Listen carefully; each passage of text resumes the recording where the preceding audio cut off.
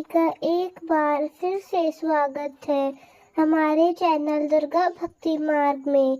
आज मैं आप सभी को सुनाऊंगी उत्पन्ना एकादशी व्रत कथा। मार्गशीर्ष कृष्ण पक्ष की एकादशी तिथि को उत्पन्ना एकादशी कहते हैं। कथा सुनने पढ़ने का बहुत महत्व है। व्रत कथा का पाठ करने से भी सभी मनोकामनाएं पूरी होने की मान्यता है। उत्पन्ना एकादशी के दिन विष्णु भगवान ने राक्षस मुरसुरा को मारा था। इस दिन एकादशी माता की उत्पत्ति हुई थी, जिस वजह से इस एकादशी को उत्पन्ना एकादशी कहा जाता है। जो श्रद्धालु एकादशी का व्रत शुरू करना चाहते हैं, उन्हें उत्पन्ना एकादशी से ही इसकी शुरुआत करनी चाहिए। इस व्रत से अश्वमेध यज्ञ का पुण्य प्राप्त होता है। इस साल 26 नवंबर को उत्पन्ना एकादशी है। इस दिन प्रातः जल्दी स्नान करके ब्रह्म मुहूर्त में भगवान कृष्ण का पूजन किया जाता है। इसके बाद विष्णु जी एवं एकादशी माता की आराधना करते हैं। दीपदान और अन्नदान भी इसी दिन किया जाता है। इस दिन कई लोग निर्जला उपवास करते हैं। कथा सुनने पढ़ने का भी इस दिन बहुत महत्व है। सतयुग में मूर नाम का दैत्य उत्पन्न हुआ। वह बड़ा बलवान और भयानक था। उस प्रचंड दैत्य ने इंद्र, आदित्य, वसु, वायु, अग्नि आदि सभी देवताओं को पराजित कर भगा दिया। तब इंद्र सहित सभी देवताओं ने भयभीत होकर भगवान शिव से सारा वृतांत कहा और बोले कि हे कैलाशपति, मूर दैत्य से सभी भयभीत होकर सब देवता मृत्यु लोक में फिर रहे हैं। तब भगवान शिव ने कहा, हे देवताओं, तीनों लोकों के स्वामी, भक्तों के सुखों का नाश करने वाले भगवान विष्णु की शरण में जाओ। वे ही तुम्हारे दुखों को दूर कर सकते हैं। शिव जी के ऐसे वचन सुनकर सभी देवता क्षीर सागर में पहुंचे और कहा, हे मधुसूदन, आप ही हमारी रक्षा करें। कहा कि हे भगवान, दैत्यों ने हमको जीतकर स्वर्ग से निकाल दिया है। आप उन दैत्यों से हम सबकी रक्षा करें।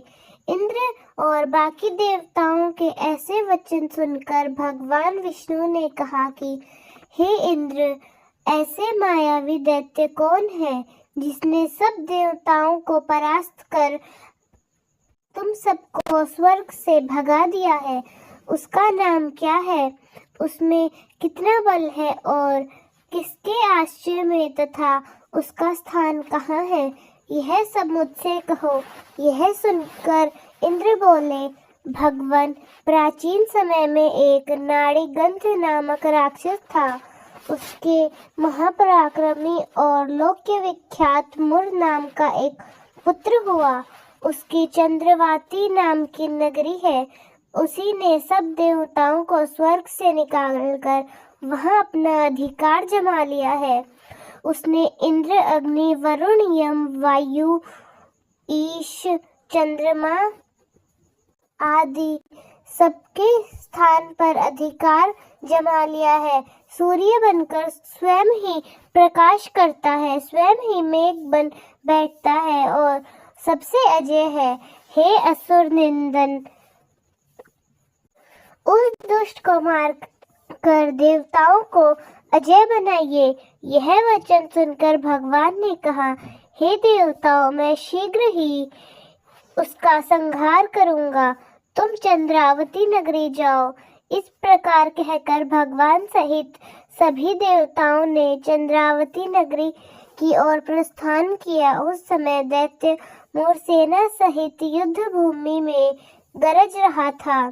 जब स्वयं भगवान रणभूमि में आए तो दैत्य भी उन पर अस्त्र शस्त्र लेकर दौड़े। तो विष्णु भगवान ने उन्हें सर्प के समान अपने बाणों से भीन डाला। बहुत से दैत्य मारे गए, केवल मुर बचा रहा। वह अविचल भाव से भगवान के साथ युद्ध करता रहा। भगवान जो जो भी तीक्ष्ण बाण चलाते वह उसके लिए पुरुष होने के कारण पुष्प सिद्ध होता। उसका शरीर छिन्न भिन्न हो गया, किंतु वह लगातार युद्ध करता रहा। दोनों के बीच मिल्ल युद्ध भी हुआ। 10,000 वर्ष तक उनका युद्ध चलता रहा, लेकिन मुर नहीं रुका। थककर भगवान बद्रिकाश्रम चले गए। वहां हेमवंती नाम एक सुंदर गुफा थी। उसमें विश्राम करने के लिए भगवान उसके अंदर प्रवेश कर गए। यह गुफा 12 योजन लंबी और उसका एक ही द्वार था। भगवान विष्णु यहाँ योग निद्रा की गोद में सोए हुए थे। मुर भी पीछे पीछे आ गया और भगवान को सोया देख मारने को उद्यत हुआ। तभी भगवान के शरीर से उज्जवल कांतिमय रूप वाली देवी प्रकट हुई। देवी ने राक्षस मुर को ललकारा युद्ध किया और उसे तत्काल मौत के घाट उतार दिया। श्री हरि जब योग निद्रा की गोद से जागे, तब सब बातों को जानकर उस देवी से कहा, आपका जन्म एकादशी के दिन हुआ है। आप उत्पन्ना एकादशी के नाम से पूजित होंगी। आपके भक्त वही होंगे जो मेरे भक्त हैं। उसी समय से यह एकादशी मनाई जाती है। तो दोस्तों, कैसी लगी आपको हमारी आज की कहानी? कमेंट्स में ज़रूर बताएं। धन्यवाद।